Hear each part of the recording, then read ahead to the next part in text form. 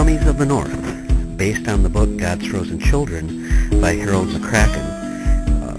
This piece is compiled from two articles that were written by Dennis M. Morrison Sr., and published in Prehistoric Antiquities Quarterly in 1994, and also based on a booklet which Dennis did that was published by FBC Sales and Time Hopper Productions.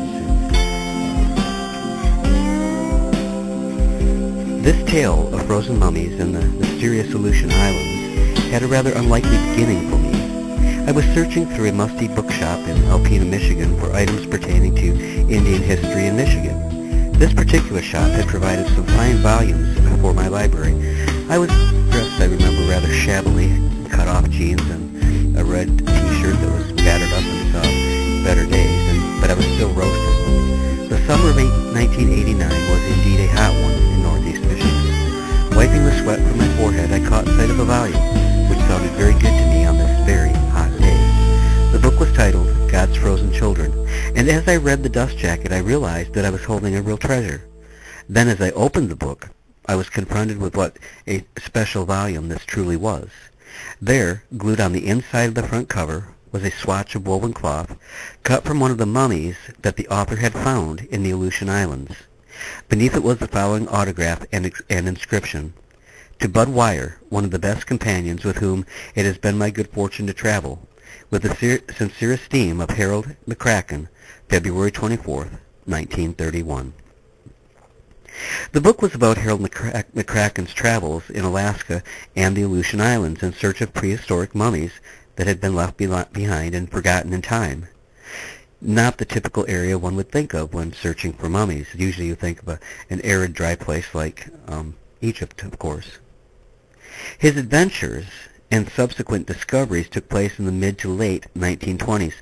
McCraken was just 21 years old at the time. It began as a common endeavor, though very exciting in its own right, and evolved into such a diverse conditions that would have turned away many stout-hearted men back to the civilized world. The expedition was originally to have a duration of 2 years, during which McCraken would be collecting Alaskan big game animals and birds for the museum in Columbus, but this turned out to be a failure.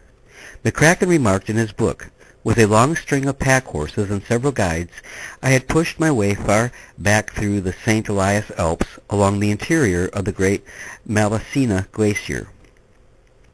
I had hoped to get a large group of the rare glacier bears, as well as a new variety of grizzly, mountain sheep, and other varieties of Alaskan game.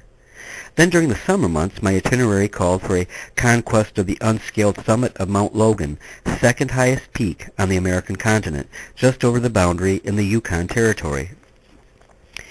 Despite such ambitious goals, McCraken records his group's less than triumphant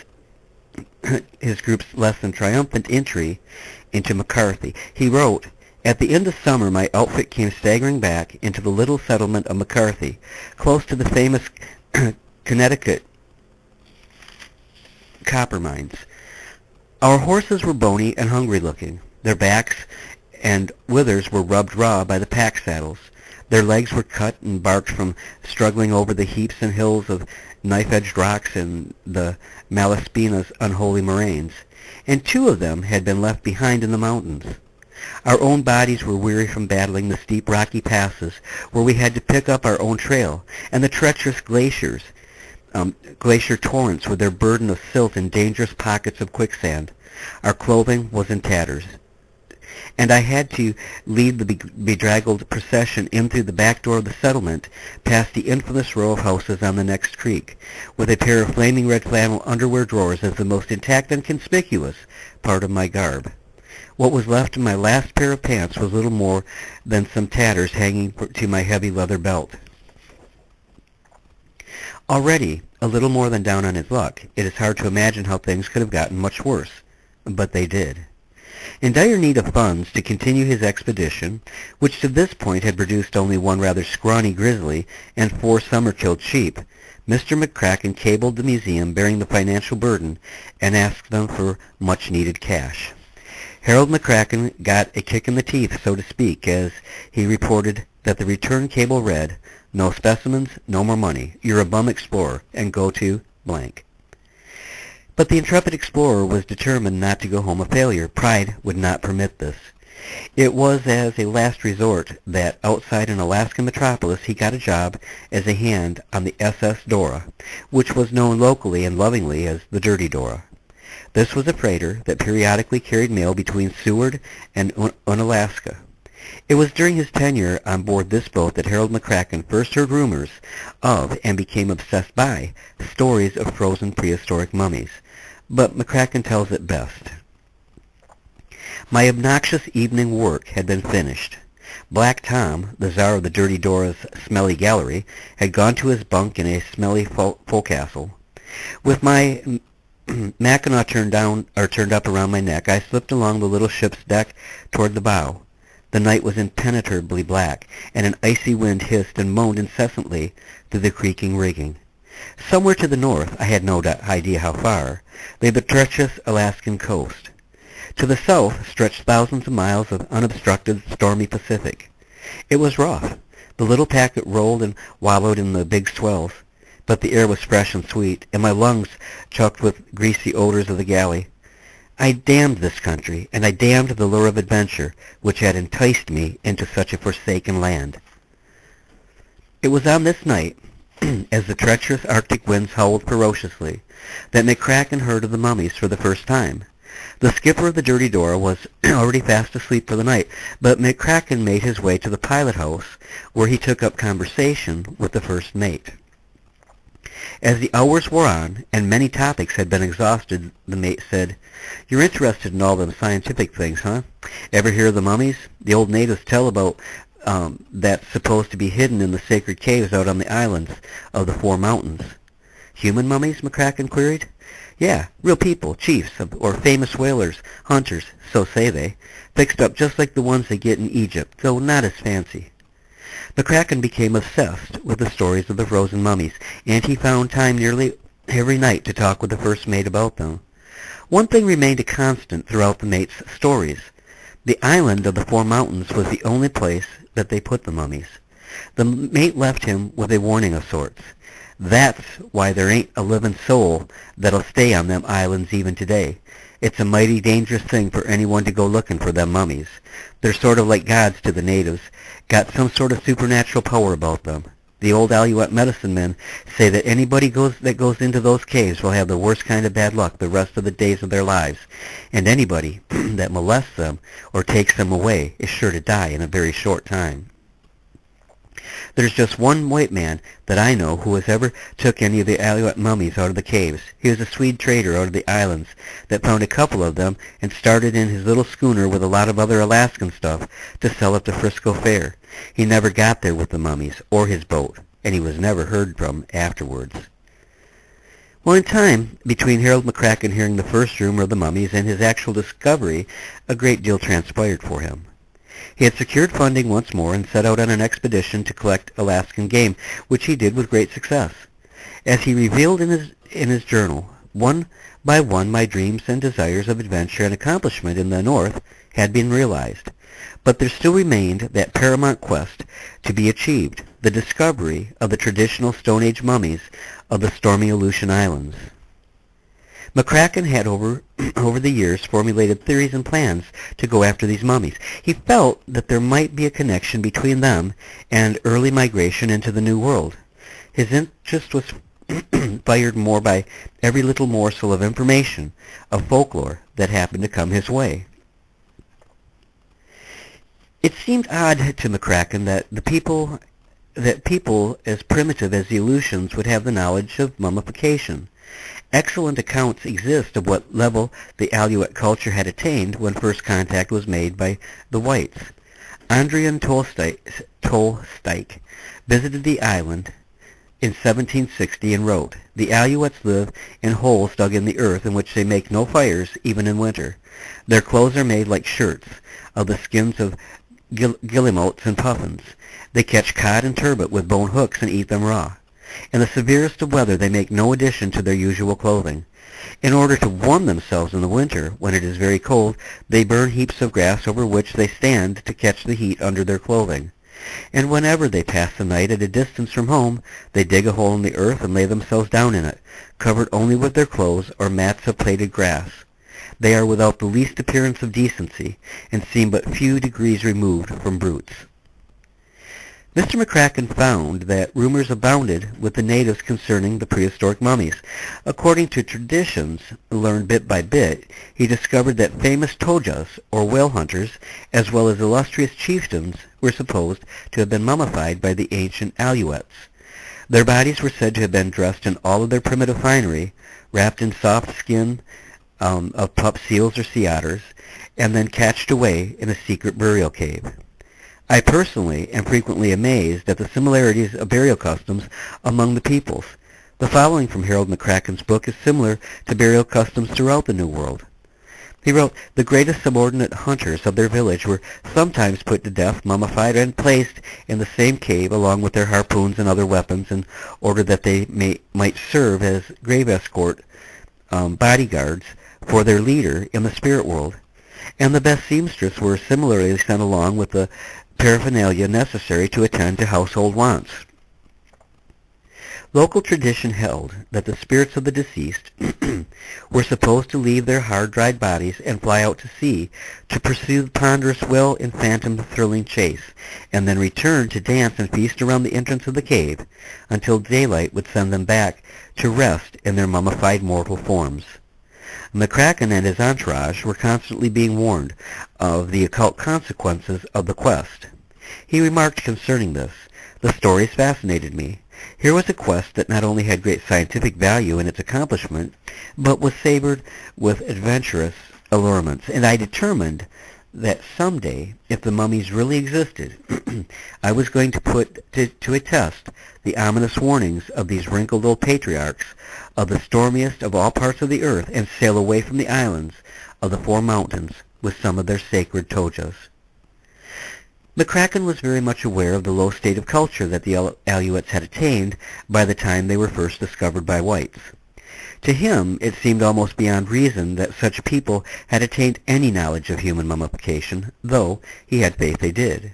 Still, often the description by an early Russian explorer of the state of the natives must have often come to his mind.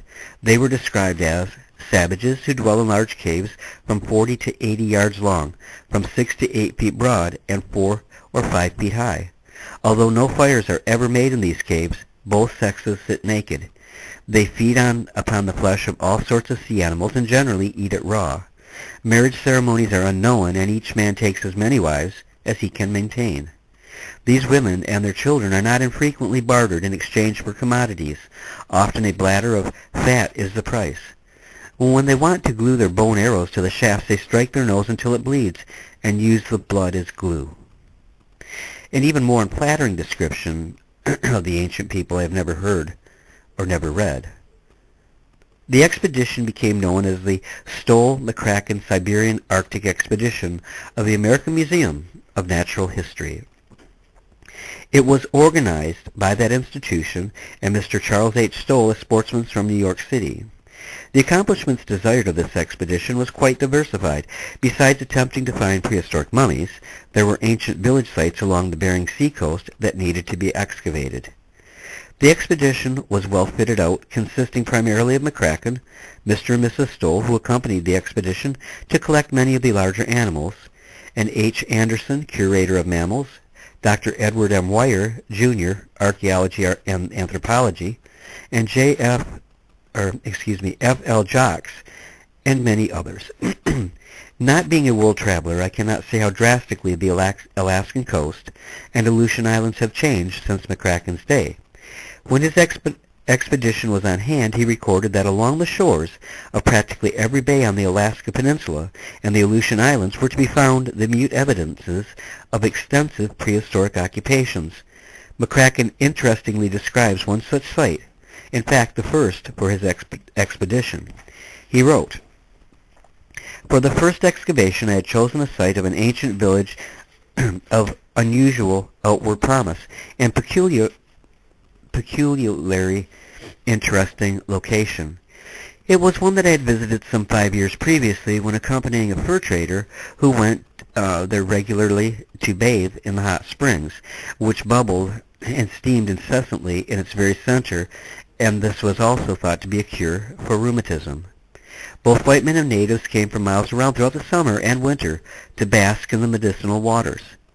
The vast heap of chalky clamshells and bones meant nothing to these men save a place where with a little effort they could prod around with a stick and uncover old-time bone harpoons, flint darts, and occasional ivory carvings or soapstone lamps. But to us it meant an intricate puzzle, which we most gradually and carefully pieced together into a comprehensive story. This site yielded several thousand artifacts which included harpoons, spears, arrowheads made of bone, ivory, and stone, as well as grooved stone war clubs, stone knives, primitive ivory carvings, implements fashioned from caribou horns, and a large number of other rare artifacts. The excavators had to dig through the very vast deposits of clamshells, crumbling salmon bones, and other debris of Stone Age meals. In fact, some of the digging reached a depth of 12 feet to go to this village's earliest time. One such excavation is said to have been so tightly packed by the pressure and action of groundwater that it presented an effort much like cutting solid concrete. This appeared to be a process that must have taken centuries. Harold McCraken found the stone oil lamps quite fascinating and significant.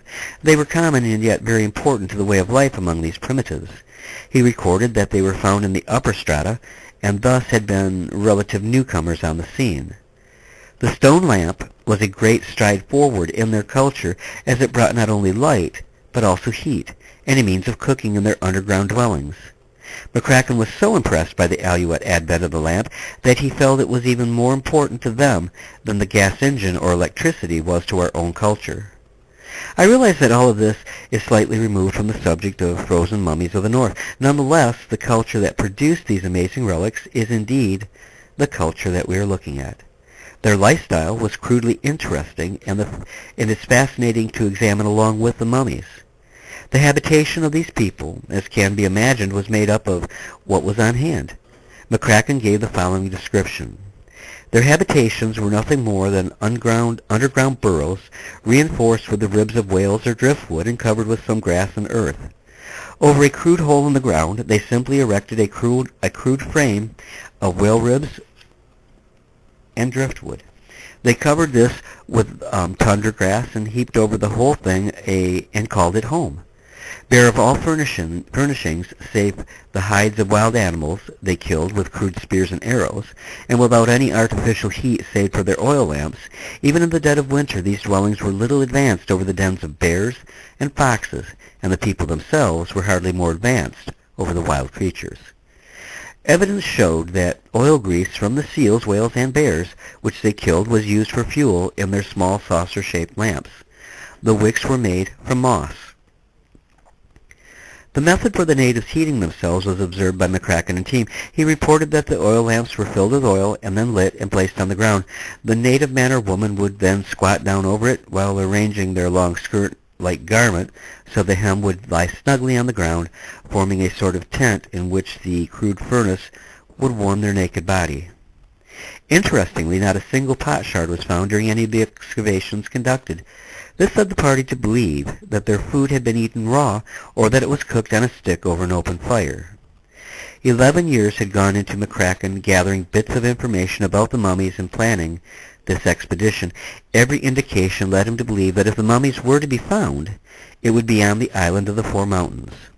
All the planning was cast aside shortly after the troop made an unexpected stop on the island of Unalaska, a stop that changed the course of the expedition. Upon arriving at Unalaska, the disturbing news was received that 2 other expeditions had secretly organized and equipped and were on their way to the island of the Four Mountains in search of the mummies. McCraken was distraught, and he wrote, "This news was very painful. Naturally, I envisioned the privacy of my years of piecing together isolated data, traditions, and myths, and tedious poring over early Russian records. The little gain I had sifted from the vast amount of chaff I felt should be ours exclusively." But there was a ray of hope, as Mr. McCraken commented. By the merest chance, however, we picked up a vague clue at Unalaska which, though at first not even taken seriously, led to an undreamed climax. Edward Wire and McCraken happened upon an aged Russian Aleut man doing some repair work on his rickety shack. More from curiosity than any real hope of gathering information, the duo questioned him about the mummies. He was at first reluctant to speak with them. The man shook with old age, but as the fates would have it, his final answer made the comrades' hearts beat faster. There is an old-time burial cave on the island near Umnak Straits, north end, very old, very old. It is square like a white man's box, and north wind cut through it. McCraken asked him, "Are there mummies, or tojas, in the cave?" And the elderly man warned them, "No, no, no, you must not search for those. Bad luck, maybe die. But you dig there, find some very old things." With the knowledge that other expeditions were en route to the area, McCraken was torn in two directions. On one hand, he felt that he should head as soon as possible to the island of the Four Mountains. But on the other hand, he wanted to find the small island that the ancient natives had told him about, and at last he opted to look for the little island. McCraken records in his writings that from Unalaska we worked our way westward, or to our two-masted schooner, threading her way through the treacherous reefs and currents of the Aleutians. The morning of the second day we sighted a small flat-topped island that sprang unattached from the sea. It was about 3 miles away, but we started in that general direction. Wire at this point half-jokingly commented, "It certainly looks like a white man's box." This is where they landed with great difficulty. They found this was the island that the old native had told them about, and beneath their feet, laying exposed to the elements, were human bones and grinning skulls. McCraken said, "Scraping with our fingers found small implements of a native home, a lamp trimmer, bone, ivory, spearheads, and stone lamp." The party's jubilance over finding the island and burial caves the old man had told them about was short-lived. After a brief examination, it was determined that the area contained no mummies, that it was the burial cave of common people. The party of explorers was ready to leave the island when a call was heard, "I've found a log cabin."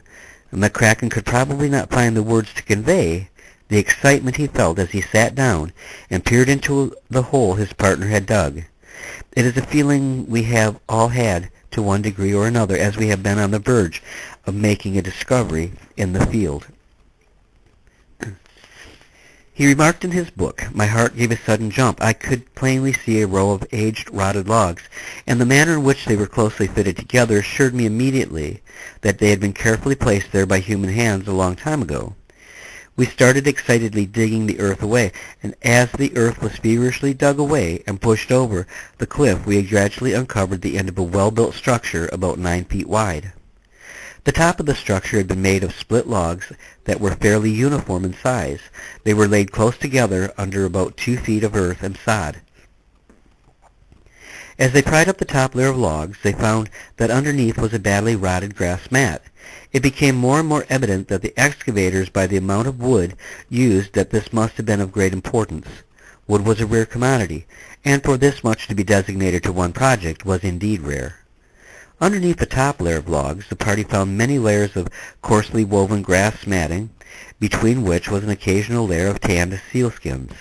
They found in the center of the first layer a finely made stone lamp that was 4 inches long, near which there were 2 irregularly shaped obsidian tools. Beneath all this was a second layer of logs, and these were in a better state of preservation. The cracks between these logs were caulked with neatly tied bundles of grass as well as pieces of seal fur, and completely sealed this lid. By this time, McCraken and party were convinced that this was a primitive burial sarcophagus of unusual design. For the moment that was at hand, McCraken's own words say it best. "We picked up the remaining layers of woven grass matting and tanned skins. As in a dream, we gazed at a sight which met our gaze. At last the interior of the sarcophagus was exposed to light. For the first time we all paused. I think there was an unspoken sense of reverence for this mighty Aleut chieftain or hunter, whom it has now been quite apparent this primitively elegant crypt had been built for. The box-like structure was divided into two equal compartments. One compartment appeared contained a single wrapped body, and the other contained several bodies less meticulously wrapped and much crowded together. McCraken described as grave goods placed over the great chieftain was a large bundle of heavy harpoon or spear shafts that were each capped with heads made of bone. There was also a wooden shield. McCraken's own discourse continued. The container for each body was a tray of basket-like arrangements made of tanned and decorated pup sealskin, fastened by thongs to wooden hoops. The upper edges of the buckets or baskets were lashed across with finely and intricately woven sinew ropes about the diameter of a lead pencil. To one side of the chieftain lay his cone-shaped wooden hat, probably for festive occasions. Articles of clothing and personal adornment, probably ceremonial in nature, were also close by. One garment was a beautiful parka of a sea otter, trimmed with bird skins and long decorated fringes. Two halves of a harpoon foreshaft were under the first layer of grass fabric covering the body. Nearby was found a beautiful little carving of what was apparently pure white marble, which in spite of its shape was identified as a very extraordinary labret or decorative plug worn in the hole through the lower lip. There was also a shallow wooden bowl, oval, and about 12 inches long. At the foot of the body, a notched piece of wood about 3 feet long, some flint implements, some rolls of fine grass fabric, and a few other small articles. Being that the bodies were wrapped in skins, up to this point there was still no proof that the mummified bodies were in these skins. McCraken reported that the suspense of waiting to expose what laid within the skins was for him nothing less than unbearable. That done, he wrote, we loosened the sinew ropes which bound the container of the chieftain and carefully laid back the outer fabric and skin coverings and unwound the finer shroud of grass fabric and gut. Suddenly the first conclusive evidence of our triumph sprang into view, a dry, brown, wrinkled hand. Almost breathlessly I touched it. It was hard as dry leather, the hand of a Stone Age human mummy of the Arctic. Not only had the group uncovered the much sought-after mummies, but rather than finding them in a cave, they found them in a unique burial chamber that suggested a high state of culture, and a level that exceeds levels that would come later, as for one reason or another the culture seemed to move to a more primitive state. McCraken's own amazing account reads, with tenderness and respect we lifted the chieftain's body out. He was not of large stature, and the manner in which his knees had been pressed up against his chest and that shriveled state of his body greatly minimized in size. He was clad in what was once a magnificent parka of sea otter skins trimmed like the spare ones we had found nearby. His head was encased in a hood of finely woven grass fabric that extended well down over his body. Under this was a hood of sea lion intestine, and another one of the grass next to his face. His legs were covered with fine grass fabrics and leggings, above the tops of which his leathery knees protrude in a lifelike way. We could even see the hairs in the dried skin of his legs, and the details of his joints, trunk, and limbs were in remarkable state of preservation. McCraken continued, death and time had robbed the chieftain of his softly yielding flesh, and his softly yielding flesh and his firm muscles, though much of his once expressive countenance and his dignity remained. So successful was the artistry that had gone into his preservation that we seemed to feel his very presence there among us. In a flash I saw him as he must have been possibly centuries before, surrounded by his admiring tribal brothers, standing on the low foreshore, narrow eyes shaded by one hand against the blinding summer sun of the far north, that other pointing to a distant far-off vapor where a great walrus or the spout of a whale awaited the daring hunter's harpoon. A fine picture of a man defying nature, aspiring to he knows not what, but man the ultimate master of the part of the earth on which he dwells. Edward Wire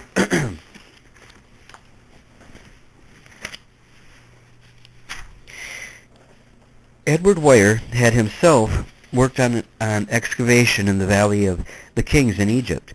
He took note that the chief's fingernails had been pulled out, which was also a practice of the Egyptians. He also took note that the body of the Alutian mummy was in better preservation than most of those he had seen in the dry and arid Valley of the Kings. According to McCraken's account, the other mummies were not so carefully prepared. This leads to the opinion that they were people of lower rank. Perhaps they were grave escorts, which seems most likely, who were actually put to death to accompany the chief and make certain his needs were cared for in the spirit world. The first of the escorts was a man, perhaps a hunter, who had been sacrificed to accompany his leader. His preparation or eternity was carried out with the least of care of any, and was in very poor state of preservation. The skull had been crushed and was perforated with a hole more than an inch in diameter, evidence of the manner in which he had been put to death. Near him were found stone war clubs, wooden bowl, wooden shield, and a few small personal items. The next mummy was that of a woman, and besides her a container laid a large sealskin bag filled with a variety of items to use for mending the chief's garments. She was also left with a fire block for starting his stone lamp, a few other items which included a skin pouch filled with red ochre, possibly her rouge. Her body was prepared much the same way as the chief, though in a much more simpler way.